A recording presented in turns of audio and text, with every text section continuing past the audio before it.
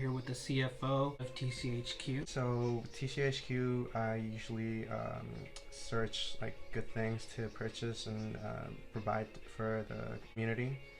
So things that I could find like in a really good price and then just sell it to the community. So yeah, and then basically I buy like for sealed products. I try to find like a good distributor and just buy a bulk of sealed products, and yeah, that's basically what I do. Just a lot of research. What's another good thing about TCHQ that you guys think you guys bring to the community besides cards at good value? Besides cards of good value, I mean, just our prices are really nice, and then we try to be really transparent regarding condition. So every time that we post a card that's more than like $5, we try to provide a video with all the details. If it has like widening, for example, we like show close up the widening. So we're very transparent in regard to the condition of the cards. We want to talk about a little bit about who you are. I started collecting when I was about 12, 13 years old. I was in middle school, and I collected for a while, and then I actually stopped when I was like about 17. But I kept my collection. So you know, like the normal story where like the parents throw away the kids' collection. That never happened because I stored my collection. Nice. And so about 2 to 3 years, I just started again collecting. Luckily enough, I started collecting before Wizards of the Coast cards got extremely expensive. Mm-hmm. So usually I would buy a giant lot on eBay, and I would just keep like the really minty ones or the like first edition stuff, and that's how I eventually built my collection. He brought us something from his personal collection. Diamond and Pearl. I've actually never opened one of these like theme decks from Japan. So they're Japanese theme decks, so that's right? Yeah, Japanese theme deck. Nice. Alright, so hold on, let's check out the Cynthia. Something in the back. So the thing it does also say first edition. First edition right there. If you guys can see that, first edition. So that's a good thing. These Japanese cards actually have first edition on them as well. I don't see that. Oh yeah, it does right here in the bottom left. It says first edition. These are pretty. Actually, I would still consider these modern, right? Not vintage. Modern? Would you consider them modern or more vintage now? I would consider it modern because I would consider anything Wizards of the Coast vintage. So basically, these are modern cards that actually do have a first edition stamp, which we do not get in the regular runs from today. Yeah, so I think the English version did not have first edition. The English version of this did not have first edition? Yeah, like, I'm not exactly sure. I think. Dang. Pokemon knows that we like that first edition stamp. Yeah. Why do they do us like that? That's not fair. These are modern, but with a first edition stamp, so they're pretty special. Again, this is his personal collection from his vault. So I want to thank the CFO from TCHQ for allowing Maniac Ventures to be present here, because this is what it's all about, man. This is TCG unwrapping right here at its finest. We should have hired a heart surgeon to come open these. So the damage markers. Cool. The poison one. I think that's what is it? Like a boo-boo? It does contain 2 hollows, 2 Garchomp hollows. Right, so the first one's gonna be the Cynthia, the Garchomp Cynthia. Okay, so it has sparkles on it, huh? Yeah. That looks pretty cool. Yeah. This reminds me of those EX cards, right? Yeah, it has kind of like a bleed to it, right? I do see it. Yeah. It's kind of like it. Nice. It's kind of warped. That could be fixed, but it does look in mint condition. How would one fix a warp? Warp, just put something heavy on it. Not too heavy, just just let it be for a while. Like a textbook. Then, yeah, and then just let it rest. Also, just take it out. Don't leave it there like days. Is the attack power and everything the same as the previous Garchomp, or is different no, I think levels? This is a different one. Oh, I see. So this is a level 62. The other one was a level X. So that's like a thing, like V for Sword and Shield.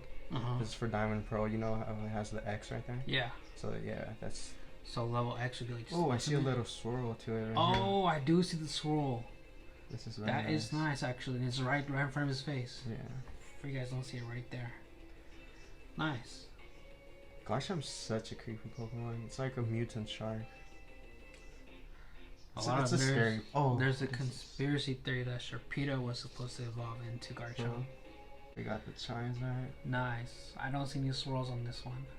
Wait, actually, it might be like half a tiny one over here on this wing, but I'm not sure. I think it's like a little. It's something. It's not a swirl, but it is. Nice. What value do you think this card has right now in the present? Normal, non-graded. Yeah, like raw it is. Japanese mint. It's probably not that much. It's probably like 50 to 60. What the first edition stamp? What's the first edition stamp? I'm not really sure. The thing is that I'm basing this on the prices I saw cards that were sold a while ago. So I don't know what a modern, like recent sale would be. I don't know. I just think that the fact that it's modern and it has a first edition stamp, even though it's not the one we're used to, like that's still something. Pokemon doesn't do that no more. They don't like collectors. They really don't. By doing that, that shows that they don't like collectors. I mean, I think they're trying to start doing more things for collectors though, because I think Vivid Voltage was just straight up collector set. But but the problem with modern is also that it's massively printed. So it is, yes. It can be really collectible. Yeah, guys. But at least Yu-Gi-Oh, what they do is that they have a first edition print run. That runs out, and they don't go back to it. They just keep printing limiteds forever. Am I right? Yeah. So. Oof, I really like this back then. I wish Pokemon was a little more like that. That is beautiful. It's like in the city, huh? Yup, that is nice. So yeah, guys. He's like flying in the city, literally. He's up in the air. Maniac just brought up a good point that they print modern things like in bulk. Like they print a lot of, and then everybody's trying to grade modern cards. Just the same thing. Yeah, so be careful with that because in the like if you send your cards to PSA, when your cards return, there's gonna be plenty out there in the market. It's gonna be saturated. So, you know, try to do something that to do something that not everybody's doing. So think outside the box. Think outside the box, yeah. Nice. Now we're gonna go on with the Wizards of the Coast. I think this was the one you were excited about opening, right? Because you mentioned that this is actually your first time opening sealed product from WOTC area. Yeah. So that's pretty cool. Careful! Don't scare me. Oh, still wrapped. Fresh. Got the muck. Talking about fresh, and we got muck right here. But I think it has a Grimmer also in the trash. You know the one that's like its hand on the trash can. So does this come with one muck or it comes with two? It comes with one muck. So the top 3 cards are muck and 2 Bulbasaurs. Nice. And this is, if you guys haven't noticed, a grass type muck, because muck's supposed to be a poison type, so it should have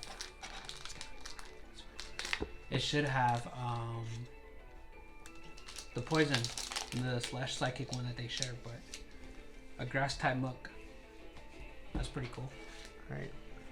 Let's go on and open this.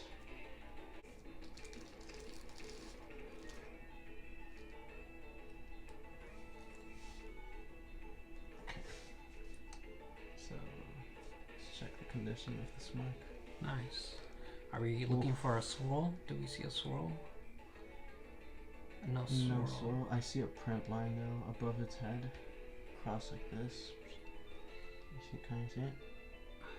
Yep, I do see it. Okay, centering. Oh, I see whiting right here. I mean, silvering. Where? At the bottom? Yeah. Okay. That's fine. What do you really expect from cards from... These are basically 20-year-old cards. Yeah. At minimum. So, absolutely no whiting. Does have a bunch of print lines. So you say a solid 8? I say solid 9, honestly, just because the hollow is just, you know, perfect. It's not, there's nothing. I mean, apart from the print line. Yeah. 1 second here, I got a little. Alright. Okay, so now let's go on to the rest of the theme deck. So we got a Geodude. I think it has, so it just has duplicates of the same parts. So Geodude. Who do you think is next? If it's a theme deck, who do you think is Graveler. Graveler. Graveler. Ah, yes. Graveler. With the hands. Oh, let's see what. Yeah, like that. Nice. Graveler. This literally looks like it was drawn with like crayons, but professionally. But professionally. Professional crayon. I got the Grimmer on the trash can. Nice, classic. Are we just being nostalgic, or is this actually really good artwork? What do you think? I mean, it's always been a really good artwork. It's always been good artwork, Yeah, right? It's very detailed with the moon and stuff. Nice. What is that though? I've never really thought about it. Is that like a? I would say it's oil barrels. Yeah, that's true because I can see more barrels. Like he's probably like at a dock. What is those like triangle things that are across? That's what I'm saying. I think it's a warehouse. Like he's probably like at a dock. Okay. Where the ships come in. Grimmer. So, what do you think? Nice. Guys, take a guess. Muck again? No, there can't be another Muck. Zubat. Oh, nice. Zubat. I actually didn't even know who it was. Alright, Zubat, so... I don't mind seeing the Zubat right now. Usually they're pretty annoying in the game. I'm looking for... What is that though? What type of background is that? I would say freaking Charizard just fucking scare them with a flamethrower. A whole I don't know horde why of it seems Zubats. like he's time traveling or something. You see kind of like the warp in the back. Actually, No, it it's could time be the travel. inside of a cave. Which Oh yeah, I think yeah. that's what it like is it's more. just Charizard boost on fire in there. Yeah, that's literally what it looks like to me. Golbat. Ooh, what is that though? Like Losing air slash. Aura sphere in the background. Nice. I have no idea what that is, but it looks cool. So we got Golbat, got the Onyx, and the Bulbasaur. Alright, so we're actually gonna sleeve the Bulbasaurs, so there's 2 of them. So I think, let's check the condition. Actually, can I mention something? Yes. Hold up, flip it. Did you notice it's an error card? There's no fossil sign. No, it's base set though. This is base set. Yeah, it has base set and fossil. So it comes with 2 things. I was about to get excited. That would have been crazy. You got an error card. The common error though is that the HP is before the 40. Sometimes that happens. It's just that's like an error. So we gotta pay attention to these. Yeah. Maybe it happened to one of these we didn't even notice. So I think that the Bulbasaur is actually like more expensive card than the Muck. If it comes with an error. When graded. Mm-hmm. It's kind of worth though. So this has more potential to be worth more than this. Yeah, like it does though. Like it just. This is base set. This Bulbasaur's from base set. Yeah, and it's just a starter. You know, it's super hyped. So would these be considered base set unlimited then? This is base set unlimited. Yes. Okay. Actually, let me check the back of this. Looks nice. Kind of rough on the edges. Good. Alright, so now we go on to the coughing. What is that?